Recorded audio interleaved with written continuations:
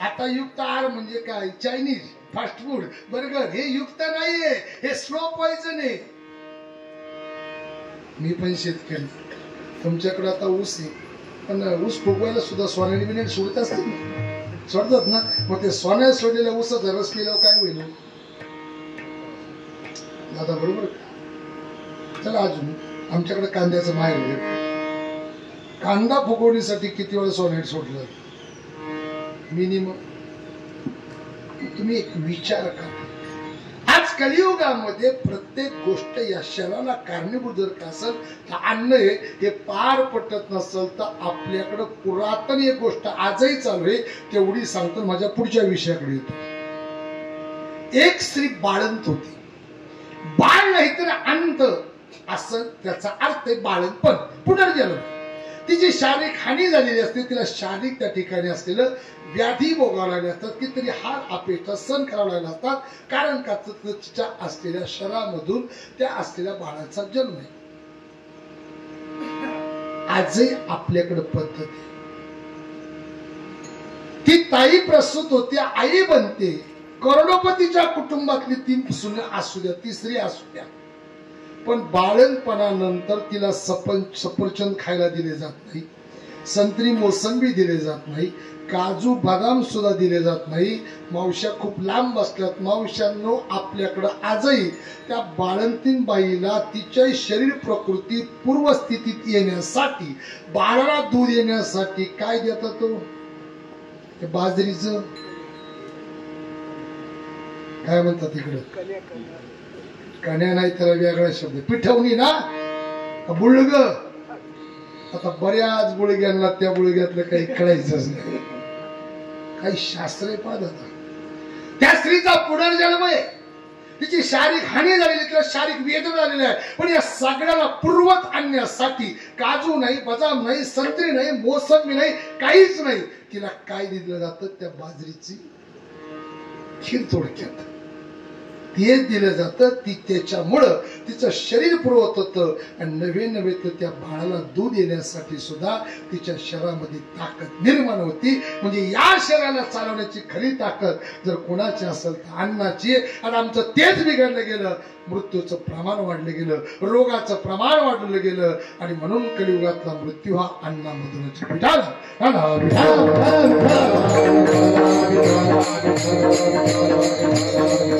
आणि म्हणून सांगितलं युक्त आहार विहार नियम इंद्रिय असते सार.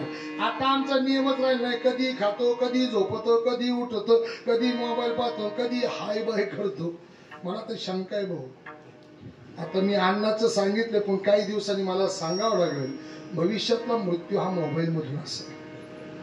नुसता मृत्यूच नाही, ते मेलेल्या माणसाच्या पिंडाजवळ तो मोबाईल ठेवावा लागेल आणि त्याच्या प्रिय व्यक्तीला सांगावं लागेल, ओनली वन प्लीज 1 SMS हाय. ज्ञानोबाईंची ओवी सांगते, मरणी जया आठवे तो तोची गती पाहावी. मग मृत्यू समोर जर ते चॅटिंग करत असेल, चॅटिंग करता करता त्याला आपल्या 50% महाराजांचा सुद्धा तसाच नंबर लागणार. चॅटिंग करता करता त्याला अटॅकचा झटका आला. ते मिळालं पार. त्याच्या दशकरा विधीला 13व्याला महाराष्ट्र विद्या वाचस्पती पार कोणी आला, पण त्याच्या पिंडाला कास्पर्श होणार नाही. त्याचा प्रिय मोबाईल त्याच्या जवळ ठेवा लागेल, पिंडाजवळ. त्याच्या प्रिय व्यक्तीला सांगणार, only one please 1 SMS hi. हायचा मेसेज सेंड झाला, पिंडाजवळचा मोबाईल व्हायपुढे झाला. समजायचं पुढेकडून कावळा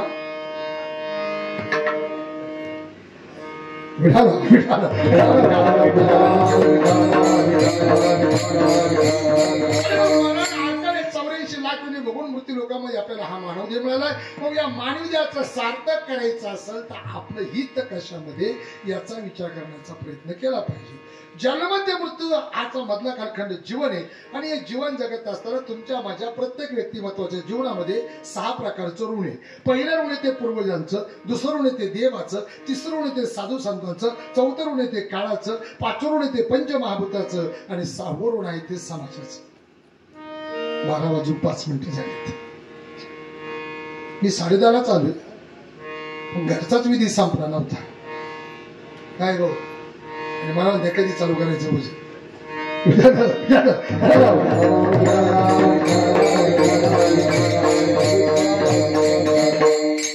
पहिलं ऋण पूर्वजांचं, दुसरं देवाचं, तिसरं ऋण साधू संतांचं, चौथं ऋण काळाचं आहे, पाचवं ऋण पंचमहाभूताचं, सहावं ऋण समाजाचं आहे.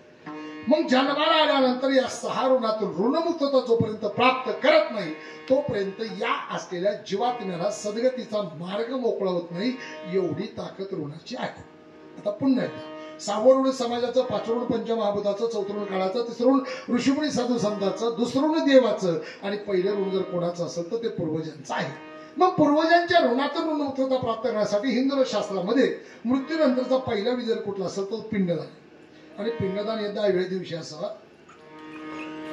पंच ज्ञानेंद्रिय पंच कर्म इंद्रियाची ऋणमुक्तता म्हणजे पिंडदान हे 10व्या दिवशी असावं. पिंडदान विधीनंतर 13 नंतर प्रत्येक महिन्याचा अन्नप्रसाद आजच्या दिवसापर्यंत. वर्षश्राद्धानंतर भाद्रपद महिन्यामध्ये येणारं पितृश्राद्ध अविधवा नवमी. तदनंतर वैशाख महिन्यामध्ये येणारी अक्षय तृतीया. भाऊ काका गुरुला आणलं होतं पूजा करायच आणलं होतं ना. थोडं ऐका जरा लक्षपूर्वक. मग ते गुरुने तुम्हाला ते विचारलं असेल तुमच्या वडिलांचं नाव काय विचारलं, आजोबाचं विचारलं, पंजोबाचं. बरं आज जर स्वामींचं आज जर तुमच्या कुटुंबातून जाणे झाले बाबांचं तर तुमच्या आजोबा पंजोबाचं नाव घ्यायचं कारण काय?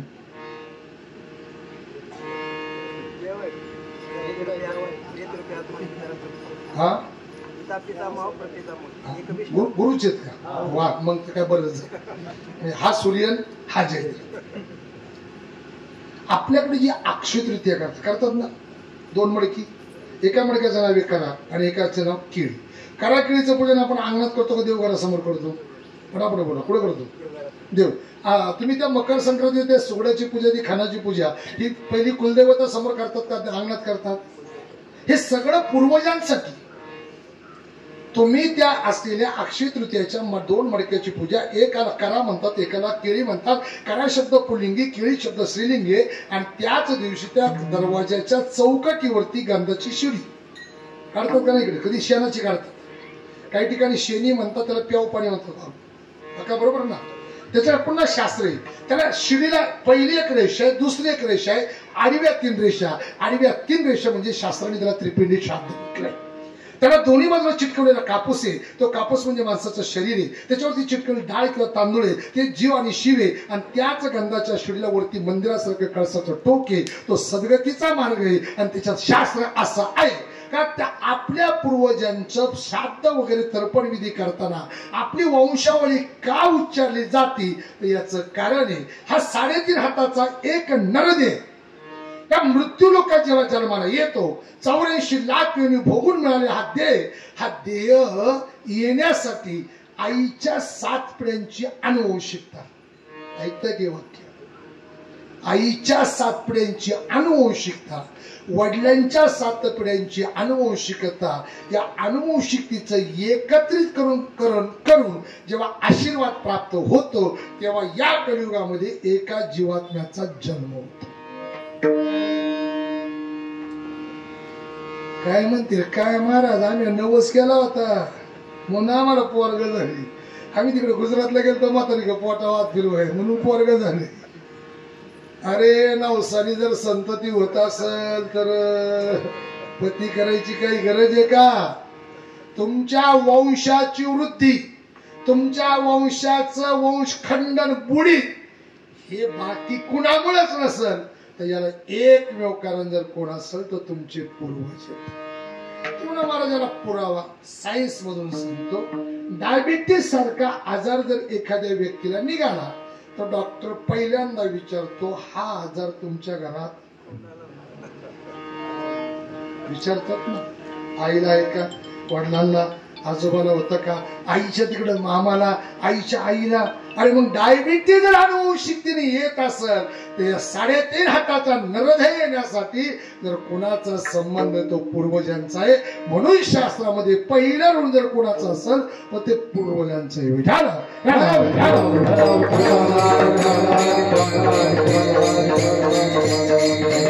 पुन्हा एकदा ऐका.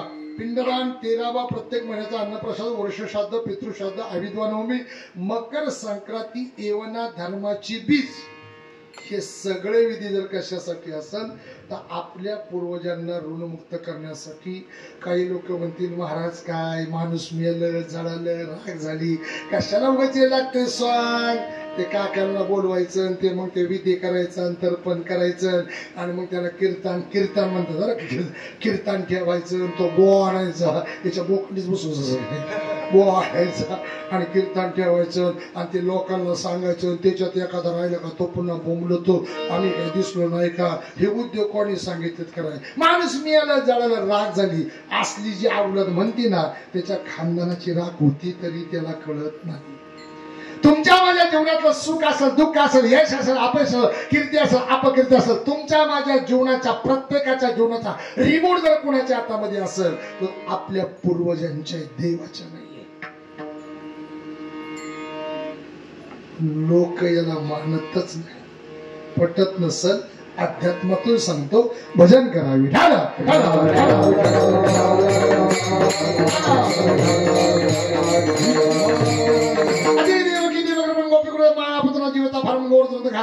असा यत्र गोष्ट कृष्ण परमात्मा. कृष्ण परमात्म्याची आत्या कुंती माता. त्या कुंती मातेची असणारी 3 मुलं, धर्म, भीम आणि अर्जुन. माद्रीची 2 नकुल आणि सहदेव, बरोबर ना. म्हणजे कृष्ण परमात्म्याची आत्ते भाऊ म्हणजे मेवणे. अगंमत. त्या 5 पांडवांमध्ये सगळ्यात जास्त देवाचा प्रिय कोण आहे? कोण आहे महाराज? अर्जुन. अर्जुन झोपल्यानंतर अर्जुनाच्या शरीरामधून कशाचा आवाज यायचा? तिकडे काय पाहत? कीर्तनकार व्हायचं का? टाळच वाजवत राहायचं दिसता व्हायचं कीर्तनकार? अभ्यास पण करायला शिकायचं. अर्जुनाच्या रोमारोमामधून कृष्ण कृष्ण असा ध्वनी निघायचा. एवढं अर्जुनाचं देवाचं प्रेम, एवढी अर्जुनाची देवावर भक्ती. अर्जुनासाठी अर्जुना संकट पडतात, गीता सांगे त्याच्याही पलीकडे ज्ञानोबराय म्हणतात, द्वारकेचा राणा. अरे तो दास बनला, भक्त बनला, सेवक बनला, सगळी काम पांडवांची करण्याचा प्रयत्न केला. असा भगवान कृष्ण परमात्मा, त्याचा 5 पांडवांमधला प्रिय भक्त अर्जुन. आणि त्या अर्जुनाचं देवाचं भक्ताचं नातं, नंतर दुसरं एक नातं मेवण्याचं. भगवान कृष्ण परमात्म्याची लाडकी बहीण सुभद्रा कोणाला दिली? बोला पटकनी, कोणाला? अर्जुनाला. मग पुन्हा नातं जोडलं काय? आता मेवणार साले साले. चला, आपली बहीण, आपला भक्त, आपला मेवणा, आपला आत्याचा मुलगा, यांच्या कुळात आपल्या वंशाशी संबंधित असलेली आपली बहीण सुभद्रा, हिला एक मुलगा झाला, त्याचं नाव अभिमन्यू. उद्याच्या रणांगणामध्ये किती सैन्य मारलं जाणार आहे हे कृष्ण परमात्म्याला आदल्या दिवशी कळत होत. कस काय कळत असेल? व्हॉट्सअप मेसेज येत होता, फेसबुक काहीच नव्हतं ना. उद्या किती सैन्य मारलं जाणार आहे हे कृष्ण भगवंताला आदल्या दिवशी कळत होत. मग जर कृष्ण भगवंताला हे आदल्या दिवशी कळतय, तोच भगवंत ज्ञानेश्वरीमध्ये 9व्या अध्यायामध्ये म्हणतोय, जो मज होय त्याचे निवान मी, या लागी शरणंगता शरणामीचे. मागे पुढे उभा भक्ता राखे, निर्वाणी गोविंद. मग हे सगळं अर्जुनाकडे आहे, हे सगळं द्रौप सुभद्रेकडे आहे, तरी सुद्धा आपल्या भाच्याला देवा वाचू शकला का? उद्या किती मारणार आहे ते देवाला माहित कधी होतंय. मग भक्ताच्या पोराचं रक्षण करायचं कोणाचं काम आहे ना? चला, भक्त बाजूला ठेवा, बहिणीच्या पोराचं, बरं ते आपल्या भाच्याचं तेही बाजूला ठेवा, आपल्या आत्याच्या नातवाचं. देवाही पेक्षा आपली पूर्वसृष्टी. अभिमन्यूला चक्रव्यात जायचं माहितीये, बाहेर यायचं माहितीये का? नाही. तेवढ्या वेळासाठी अभिमन्यूच्या डोक्यात काय आली? दुर्बुद्धी. अभिमन्यूचा मुलगा परीक्षित सर्वगुण शास्त्र संपन्न आहे, क्षमिक ऋषींच्या गळ्यामध्ये मेलेला साप टाकला. तेवढ्या वेळासाठी काय आली? दुर्बुद्धी. परीक्षितीचा मुलगा जन्मेजय महात्म्याने सांगितलं असताना सुद्धा ब्रह्महत्येचं पातक लागलं. कृष्ण तेवढ्या वेळाने ती ब्रह्महत्या घडली गेली. आणि आता पुढचा ऐका, जन्मेजयाचा मृत्यू तारुण्यात कुष्ठरोगाने, परीक्षितीचा मृत्यू तारुण्यात कशाने? सर्पदंशाने, अभिमन्यूचा मृत्यू कशाने, घात होऊन पूर्ण पांडव कुळाच्या भगवान परमात्म्याच्या भक्ताच्या अर्जुनाच्या वंशाचं वंश खंडन झालं, बुडीत झालं. या सगळ्याचं कारण जर काय असेल तर पूर्वज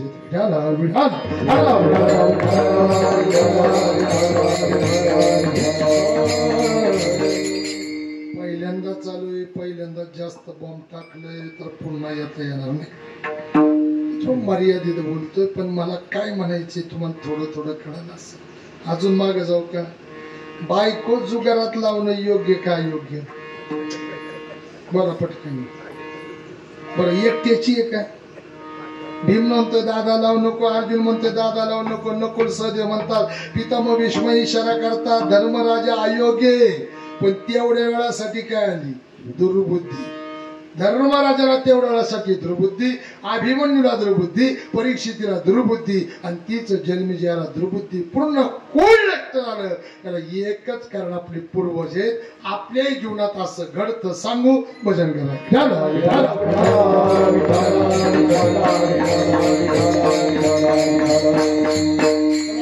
बारा झाले, सांगतो पुढे अजून फाउंडेशनच चाललंय. 12 म्हटलं पाऊस आला.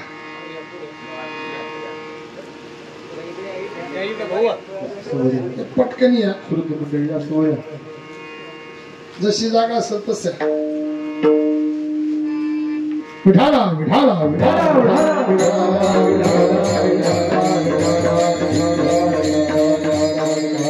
त्याला आपण शेतकरी मंडळी घरगुती दृष्टांत सांगतो, मी तो लवकर पडतो. एक शेतकरी चांगला मोठा बागायतदारी, कांद्याची चाळ वगैरे त्यांनी भरून ठेवली आणि चला आता चाळ भरली, मार्केट जरा चढ उतार होते असं त्याच्या डोक्यात आलं. आणि म्हणून नेवास्याकडलं एक असलेलं व्यापारी आलं, ओळख होती. आणि मग काय म्हटले, शेटकस काय करायचं, द्यायची कांदे? हो म्हणे द्यायची. मग मार्केट रेट काय असं तसं इकडे दे. कशी द्यायची म्हणजे मार्केट रेट द्यायची का अख्खी चाळ उघडी द्यायची? ते म्हणे शेतकरी म्हटलं जसं तुमचं. पण व्यापारी म्हटलं जशी तुमची इच्छा. म्हटलं काय ना मग देऊन टाका म्हणे, एवढे कांदे आहेत ना, एवढे एवढे आहे, एवढे एवढ्या आजच्या कंडिशनला मार्केट आहे, एवढ्या एवढ्या गोणी भरतील असा माझा अंदाज आहे. व्यापारी आणि शेतकऱ्याची चर्चा. हो म्हणे माझाही तेवढा अंदाज आहे. मग सांगा म्हणे तुमचा आकडा. व्यापाऱ्यांनी त्या चाळीचे 7 लाख, आपलं माफ करा, शेतकऱ्यांनी त्या चाळीचे 7 लाख रुपये सांगितले. व्यापारी म्हटला नाही हो, मार्केटचं काही नाही, आजच्या कंडिशनला 5 लाख रुपये योग्य आहे, तुम्हाला भरायचं टेन्शन नाही, काही नाही. गाडी भरली, हातामध्ये कॅश पैसे अकाउंटला ट्रान्सफर करतो, टेन्शन नाही. शेतकरी म्हटलं काय जमायचं नाही. फोना करता करता शेतकरी 50,000 कमी झाला, 6,51,000 आला आणि इकडं व्यापारी 5,51,000 गेला. 1 लाखाचा दोघांमध्ये डिफरन्स राहिला. व्यापाऱ्याने सांगितलं आता याच्यापेक्षा काही देऊ शकत नाही. व्यापारी इथून निघून गेलं, तिकडे गेलं, गेवरायला गेल्यानंतर तिथं चहा प्यायला एका पाहुण्याकडे थांबलं. पुन्हा आपल्या असलेल्या इकडल्या का या गावच्या शेतकऱ्याला पुन्हा फोन केला त्यांच्या फोनवरून. आणि मग ते म्हटले काय रे, आमके व्यापारी आलते? होय आलते की म्हणे. मग काय आलं सौद्याचं? काय नाही म्हणे, ते लयच फरक करावं, मी 7 लाखाचे 6,51,000 आलो, ते 5 लाखाचं 5,51,000, 1 लाखाचा फरक. कांदे चांगले, सगळं चांगले. अरे पण ते म्हणे देऊन टाकायला पाहिजे, ते मार्केटची गॅरंटी नाही. शेवटी शेतकरी म्हटलं कुठे शेत म्हणे, एका बाजूला बसले. मग ते इकडलं इथलं शेतकरी तिकडे गेवरायच्या त्या पाहुण्याला व्यापाऱ्याच्या देखत मोठ्याने सांगताय, व्यापाऱ्याला म्हणा पुन्हा काय फोन करू नको, जे काय होईल ते माझ्या कांद्याचं. किती रुपयाला काका तुम्ही थोडं इकडे किती रुपयाला मागितली होती? बरं ना, 5,51,000. शेतकरी किती म्हणतात? 6,51,000. 1 लाखाचा फरक राहिला होता. व्यापारी निघून गेला. 15 दिवस गेले, महिना गेला, 1 महिना सारखा पाऊस चालला. कांद्याला सादळा यायला लागला, कांद्याला कोजळी यायला लागली. 1.5 महिना गेला. डायरेक्ट 17-18चं मार्केट कालचं 12-13 आलं. तसं झालं. तोपर्यंत याच्या चाळीतून पाणी गळ्या. कितीला मागितली होती? कितीला मागितली होती? 5,51,000. नक्की ना? दिले का यांनी? नाही. बदल्यासहित 1.5 झालं. बदल्यासहित 1.5 लाख रुपये झालं. 5,51,000 होणार होतं का नाही? पण तेवढ्या वेळासाठी त्याच्या डोक्यात काय आली? दुर्बुद्धी. आता पुढचं वाक्य महत्वाचं आहे. ही दुर्बुद्धी का आणि सांगू का? त्याच्या बायकोने ह्या नाबाडानी घरातली म्हातारी सांभाळलीच नाही.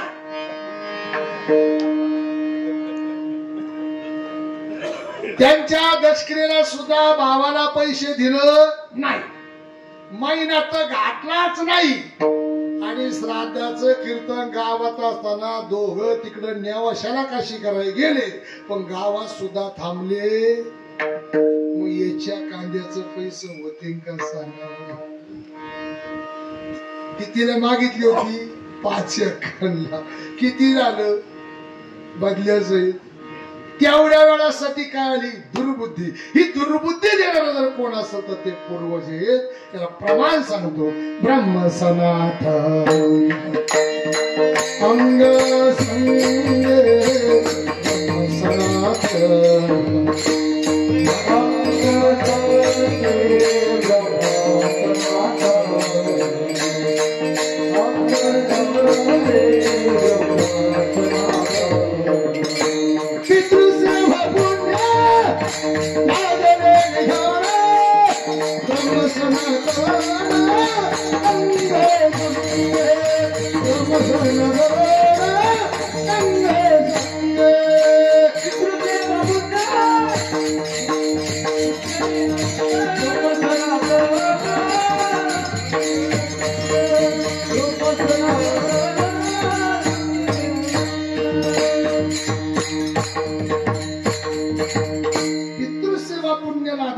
ब्रह्म सनातन अंग संगे किंवा ब्रह्म सनातन घरी, त्या घरात सुख आहे, तिथं समाधान आहे, तिथं शांतता आहे, तिथं आनंद आहे, तिथं बरोबर, तिथं यशाची प्राप्ती. पण कोणाची सेवा?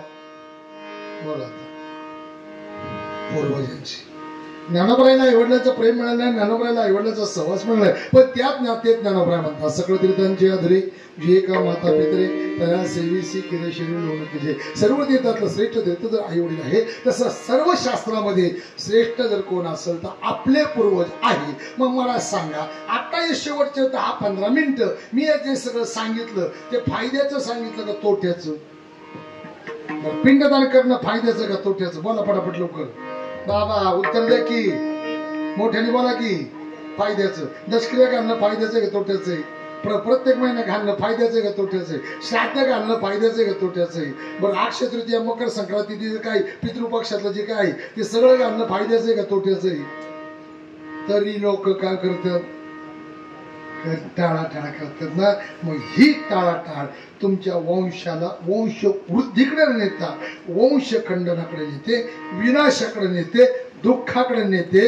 वेळ कमी आहे. मग मला सांगा, आज एक कुटुंबाने सुनील भाऊ असेल, त्यांची असलेली आई साहेब असेल, त्यांची धर्मपत्नी असेल, त्यांची मुलं असेल, त्यांच्या बाबांचे स्वामींचे बंधू असेल, नवे तर पूर्ण गायकवाड कुटुंब, या सर्वांनी आज बाबांच्या ऋणातून ऋणमुक्तता प्राप्त करण्यासाठी केलेला प्रयास आणि प्रयत्न जो आहे तो फायद्याचा आहे का तोट्याचा आहे?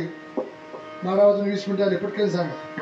फायद्याचा का तोट्याचा आहे? हिताचा आहे का हिताचा आहे? पण हे सुनील भाऊला कळालं, हे ही त्या गायकवाड कुटुंबाला कळालं. पण या हिताच्या जाणीव करून देणारा कोण? अभंगाचं पहिलं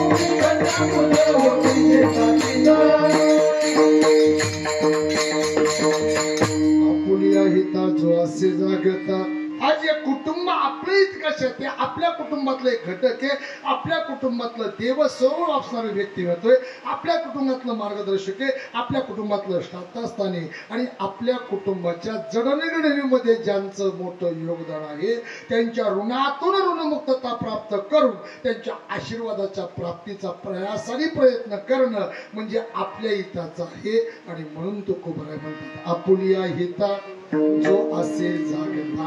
आपलं हित कशामध्ये आहे याची जाणीव त्याला झाली, तशा प्रकारे जगण्याचा प्रयत्न तो करतोय. पण याच्या पाठीमागचं मोठे पण जातय कोणाला?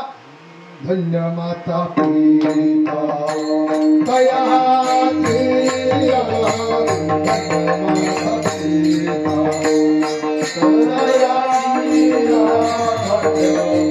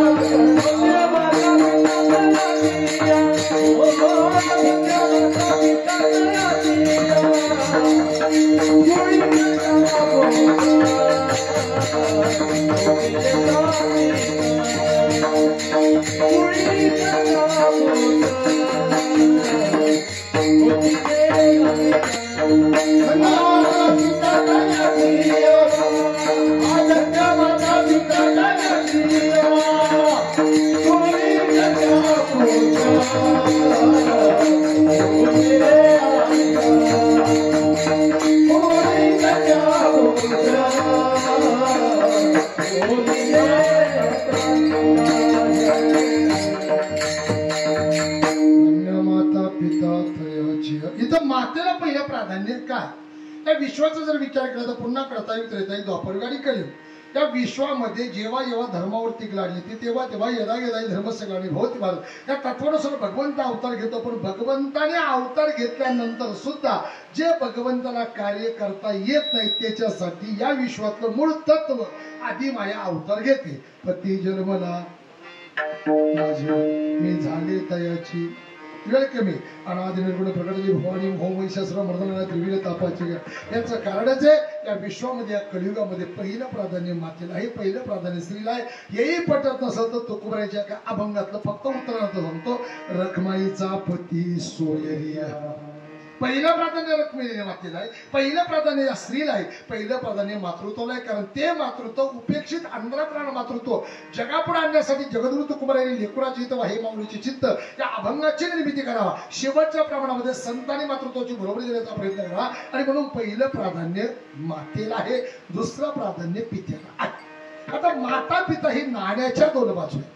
माता पिता ही रथाची दोन चाके. आपण बोलता बोलता म्हणत असतो प्रपंचात जगन्नाथाचा रथ आहे आणि या प्रपंच रूपी जगन्नाथाच्या रथाची दोन चाकं जर कोण असेल तर ते पती आणि पत्नी. मग आज बाबांची असणारी अर्धांगी आमच्या आई साहेब असेल यांनी प्रपंचामध्ये सुख पाहिलं, दुःख पाहिलं, यश पाहिलं, अपयश पाहिलं, कीर्ती पाहिली, अपकीर्ती पाहिली, पण सगळ्या प्रसंगावरती मात करून आपल्या पतीच्या पावलावर पाऊल ठेवून खंबीरपणे आपल्या पतीला साथ देत असताना आपली मुलं, आपलं कुटुंब यांना दोघांनाही घडवण्याचा प्रयास आणि प्रयत्न करावा. आणि म्हणून पहिलं प्राधान्य मातेला आहे. धनाची माता लक्ष्मी, विद्येची माता सरस्वती, भक्तीची माता पार्वती, तीर्थाची माता गंगा, या विश्वाची माता वसुंधरा आणि आपल्याकडे धर्माची माता जर कोण असेल तर तिचं नाव गोमाता.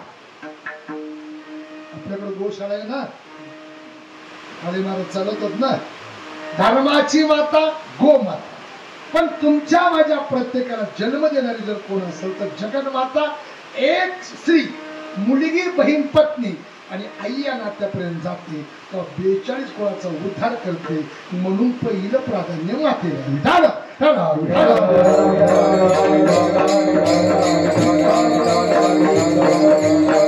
पण गंमत अशी की नाण्याची दिसणारी बाजू आणि न दिसणारी बाजू जर कोणाची असेल तर एका बापाची, वडिलांची.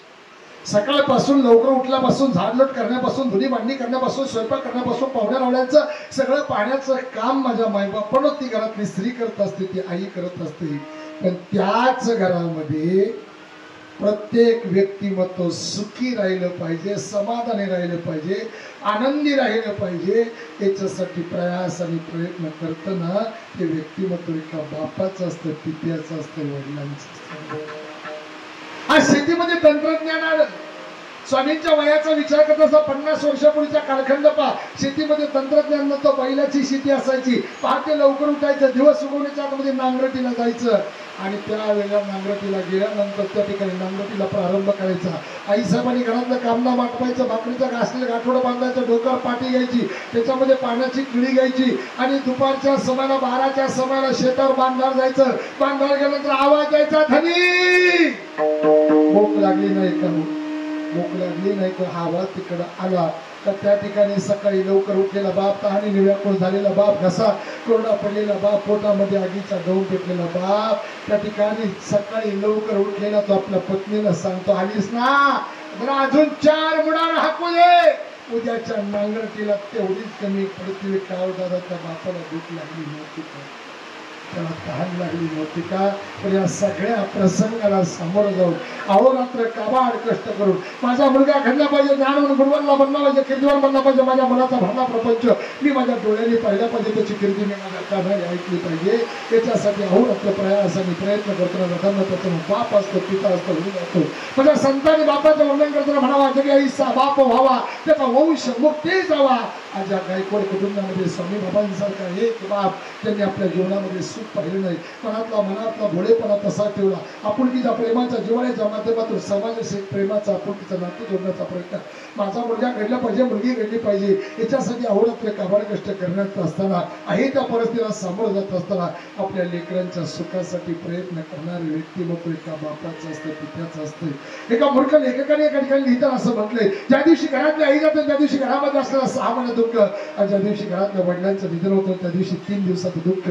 त्या मूर्ख बापाला, त्या मूर्ख लेखकाला त्या बापाची किंमतच कळली नाहीये. साने गुरुजी श्यामच्या ही लिहू शकतात, पण साने गुरुजीला श्यामचा बाप लिहिता आला नाही.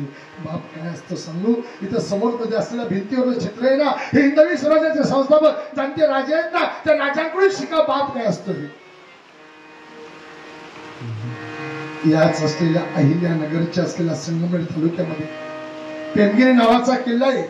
आईसाहेब त्या ठिकाणी गरोदर अवस्थेमध्ये, शहाजी राजे त्या ठिकाणी दुसऱ्याची चाकरी करताय आणि 8 दिवसाच्या सुट्टीचं निमित्त करून शहाजी राजे त्या ठिकाणी पेमगिरी किल्ल्यावर येतात.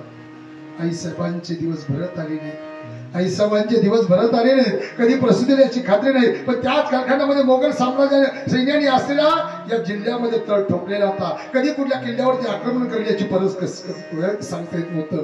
आणि त्याच कालखंडामध्ये शहाजीराजे विचार करत होते. प्रत्यक्षात शिखर शिंगणापूरच्या शंभू महादेवाने स्वप्नात दृष्टांत दिला होता, तुमच्या कुळामध्ये जन्माला येणारा प्रत्यक्षात भगवान शिवाचा अवतार, हे हिंदुस्थानचा असलेला महाराष्ट्राचा धर्मरक्षक करण्यास जाणता राजा असणारे, आणि मग माझं बाळ जन्माला येणारे तो एक मुलगा असणारे, तो एक सुपुत्र असणारे, आणि या महाराष्ट्राचा भविष्यातला जाणता राजा असणारे, हा विचार शहाजी महाराज करतायत.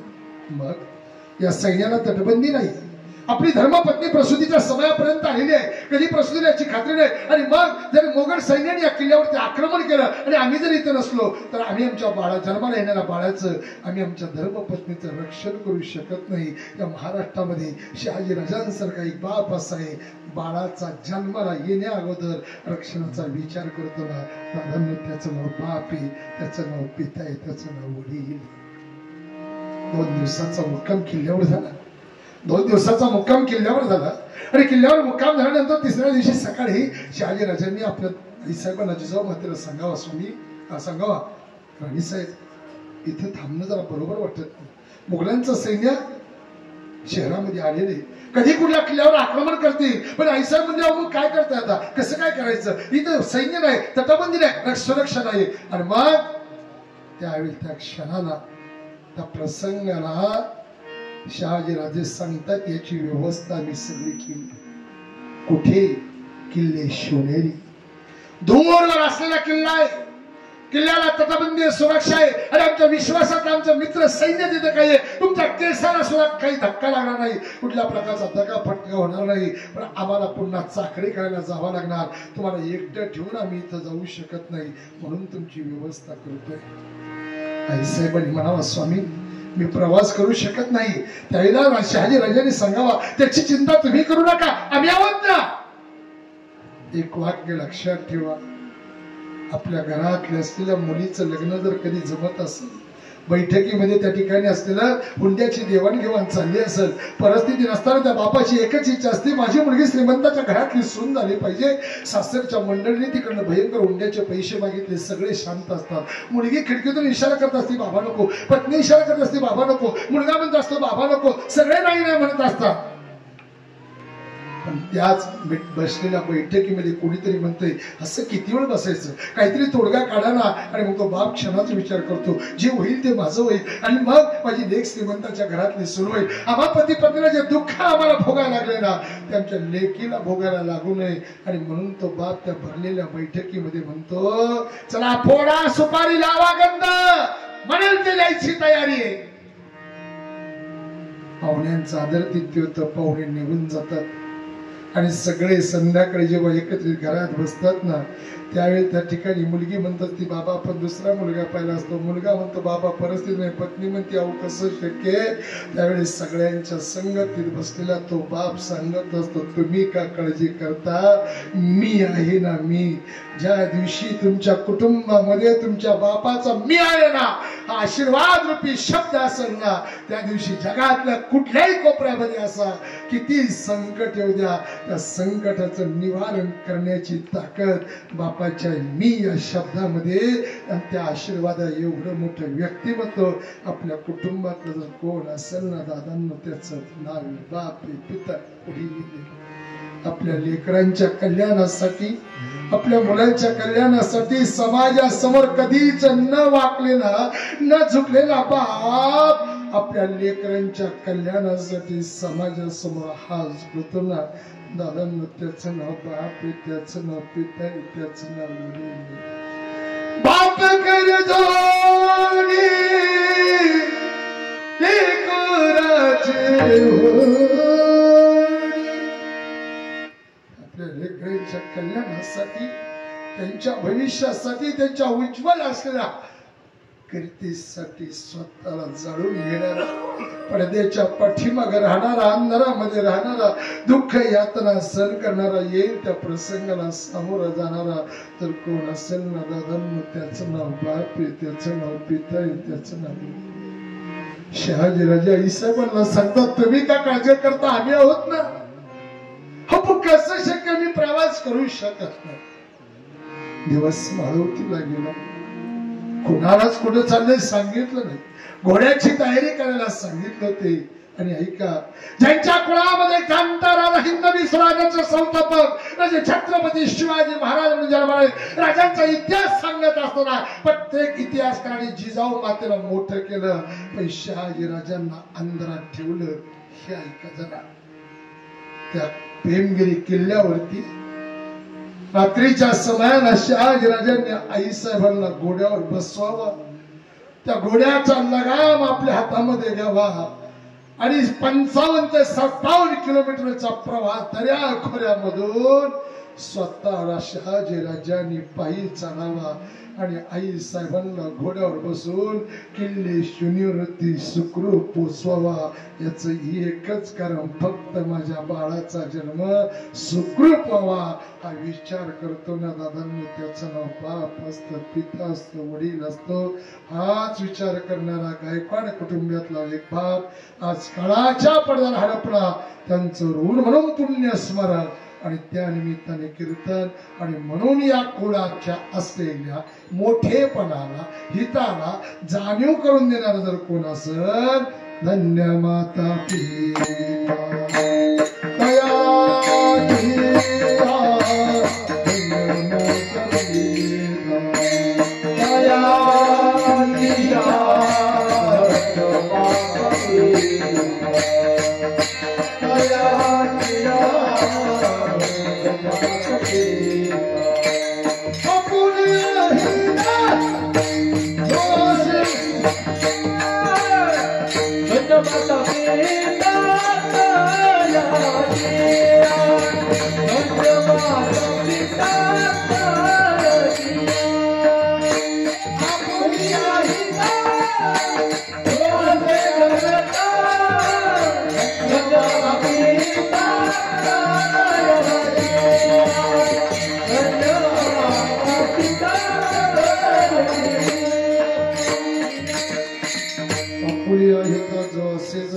धन्य माता पिता तयाची.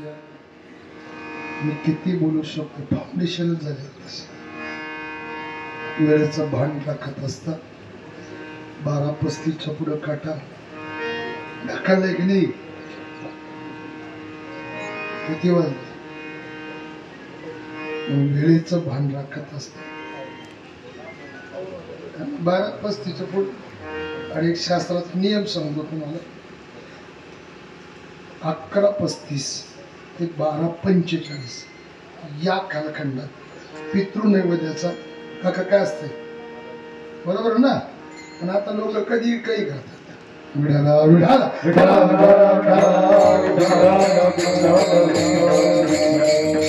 अंत्येष्टी पुण्यकर्म नावाच्या ग्रंथामध्ये खूप सुंदर चिंतन आहे त्याचं. आपला वेळ संपला तर अजून खूप काही बोलायचं होतं. कीर्तन थोडं लेट चालू झालं, निसर्गाने थोडस केलं, पण जाऊ द्या.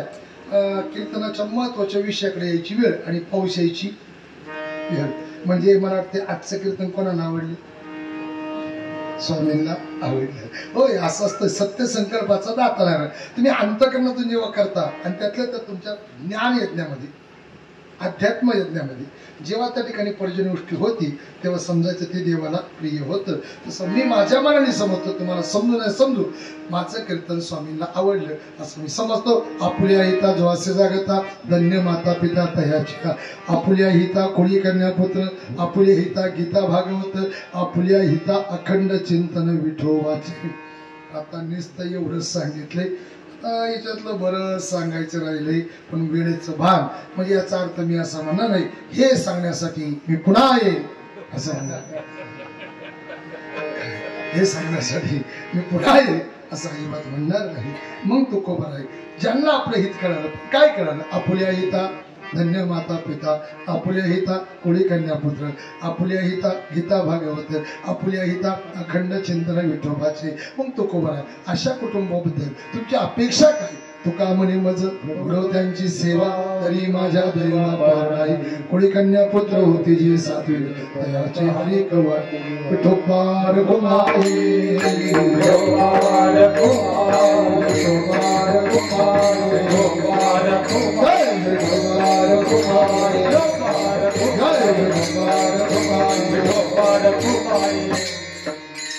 एक 2 मिनिटाचं थोडस प्रबोधन सांगतो.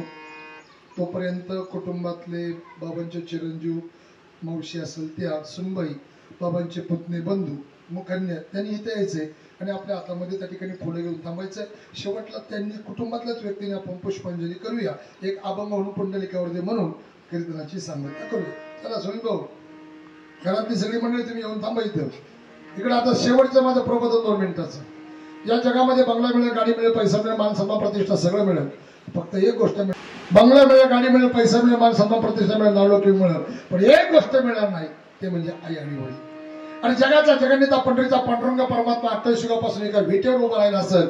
याचं कारण जर का असेल तर पुंडलिकाची विठ्ठल भक्ती नाही, पुंडलिकाची भक्ती कुठली? मातृभक्ती आणि पितृभक्ती. आणि म्हणून माझं एक महाराष्ट्रभर माझ्या समाजाला एक सांगणं असतं की माझं कीर्तन त्या जीवात्म्याला सद्गती देणार नाही.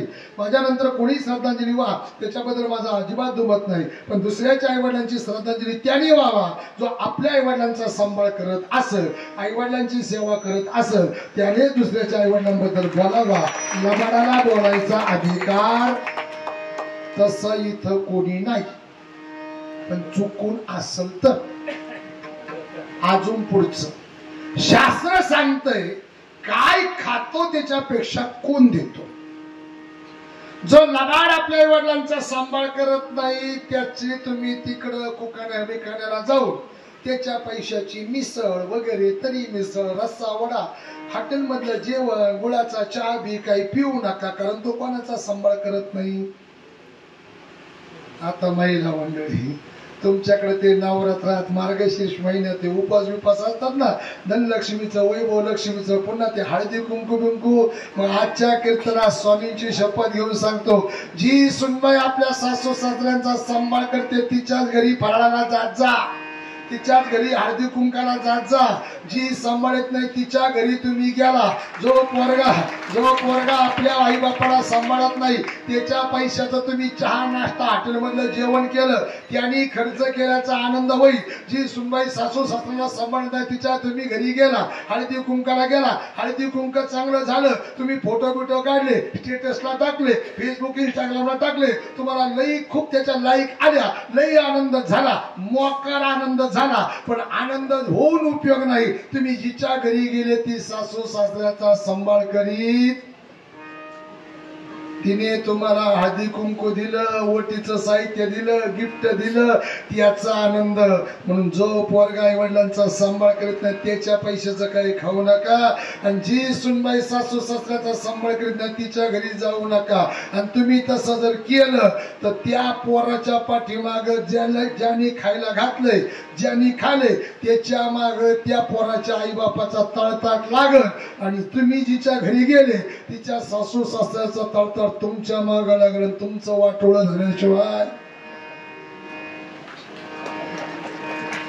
काही म्हणते आग आणली कोणी. अरे श्राद्ध झालं हे नाही सांगायचं तर काय सांग. मी तर याच्या पलीकडे आहे भाऊ.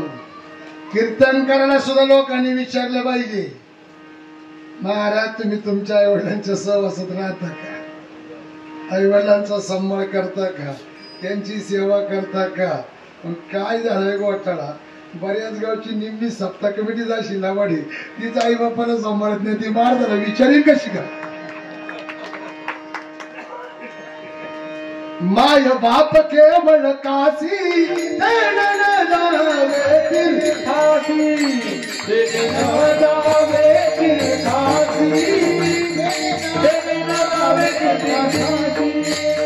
माय बाप केवळ काशी. सर्व तीर्थातलं तीर्थ आपल्या घरामध्ये आपला बाप पंढरीचा पांडुरंग परमात्मा, आपली आई रुक्मिणी माता आहे. आज त्याच्यापेक्षा जगात काहीच मोठं नाही. त्यांची सेवा, त्यांचा आशीर्वाद मिळवा एवढंच या निमित्ताने असलेली विनंती करतो. तू का म्हणे पितृ आशीर्वाद देती. स्वामींचा या कुटुंबाच्या पाठीमागे अखंडपणे आशीर्वाद राहावा अशी पांडुरंग परमात्मा रुक्मिणी माता हनुमंतरायांच्या चरणावरती प्रार्थना करतो. सर्वांचे आभार मानतो. ज्ञानेश्वर